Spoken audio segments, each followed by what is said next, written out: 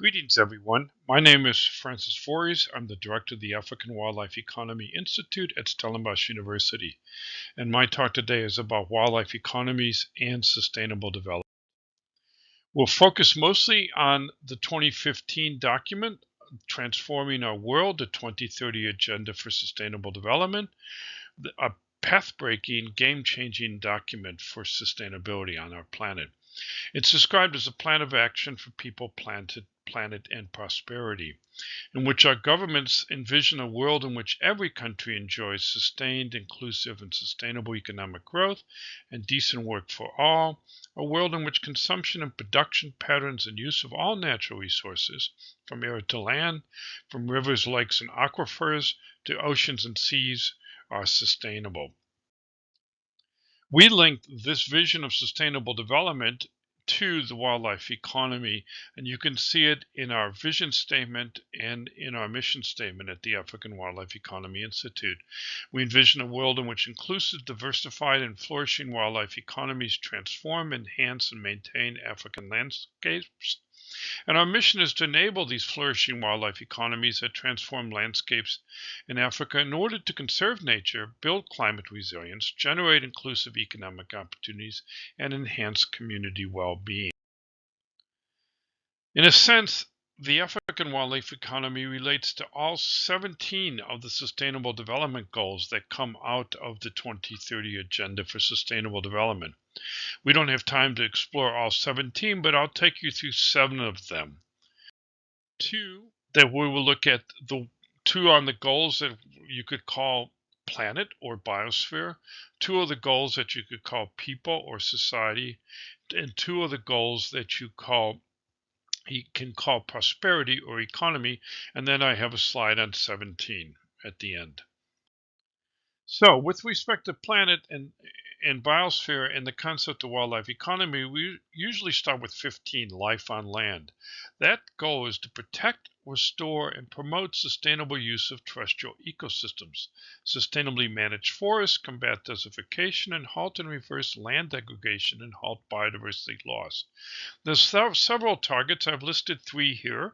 One on promoting access to genetic resources, another target on increasing financial resources for conservation and sustainable use, and a third on financing and incentivizing sustainable forest management. So we see even in this conservation target, sustainable use, finance, access to resources is already embedded. But the wildlife economy is also about life below the water, which is 14, in which the goal is to conserve and sustainably use the oceans, the seas, marine resources for sustainable development. Here, very clearly connected to economic use and to social upliftment. Targets include increasing the economic benefits from sustainable use of marine resources, supporting small-scale fishers, and sustainable fishing. But the wildlife economy is not just about marine and terrestrial ecosystems, SDGs 14 and 15. I'll give you 2 here connecting it to people or society. SDG 1 is about ending poverty in all its forms everywhere. And of course, we focus the wildlife economy on rural Africa, landscapes and communities across the continent, in which targets such as equal rights to ownership, targets such as building resilience to environmental and economic and social disasters, and targets that are for pro-poor and gender-sensitive policies are extremely relevant. The wildlife economy requires empowering people, giving them access to the resources, enabling them to mitigate the impacts of pressures such as climate change, and empowering women as well. And so we can see the wildlife economy now having a social dimension and not just an environmental dimension.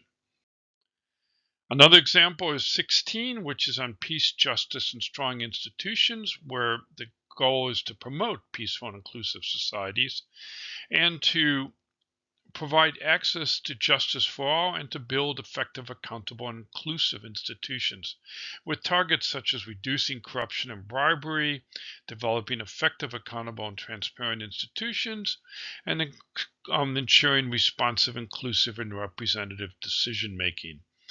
All critical aspects of a wildlife economy in which we have a need to develop institutions at the local community level to ensure their use is legal, transparent, accountable, and so on.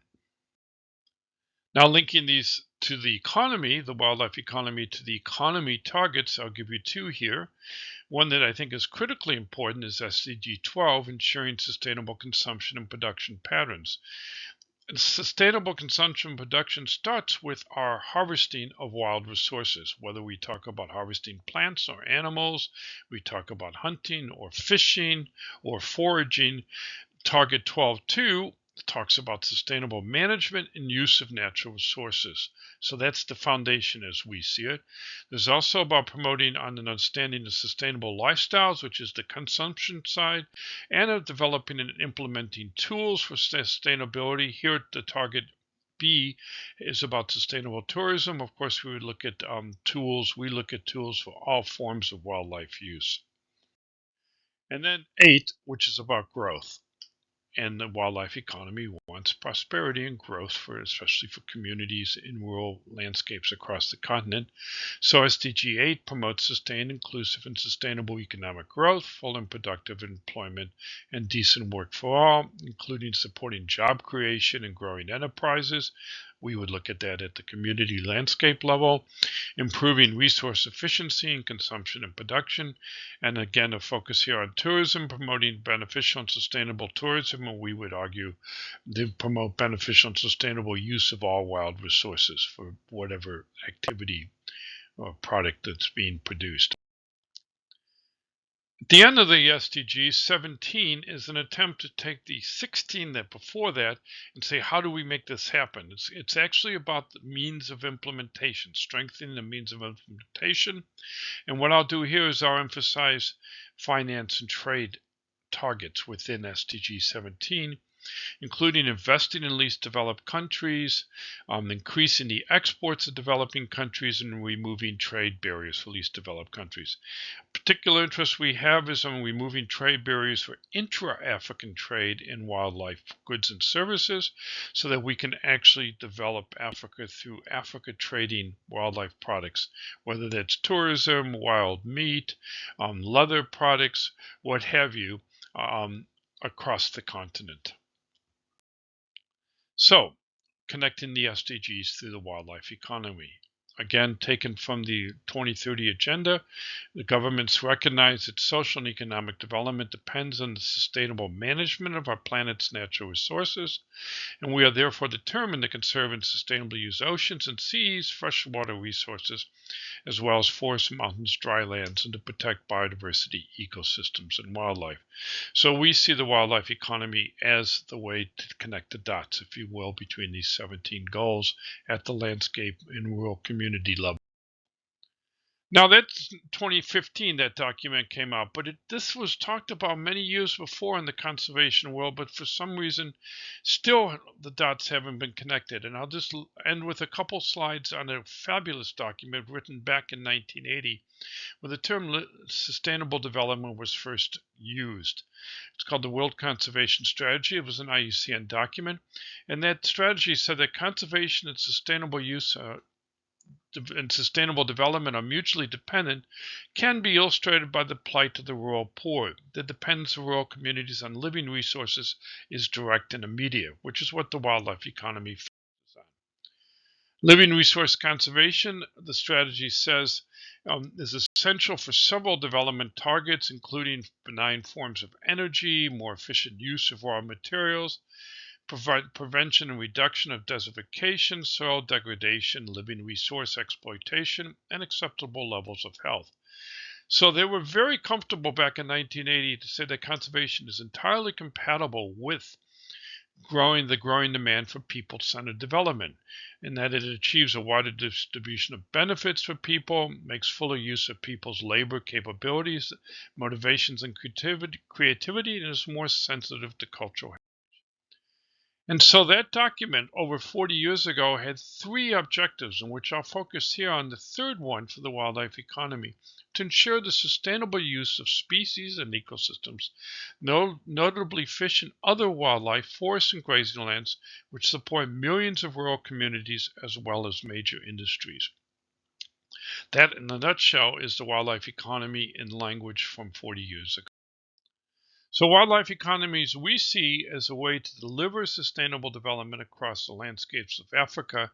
Wildlife economies is the means of implementation of a continent in which landscapes are conserved, people's livelihoods are enhanced, climate is mitigated, and communities live peacefully and happily.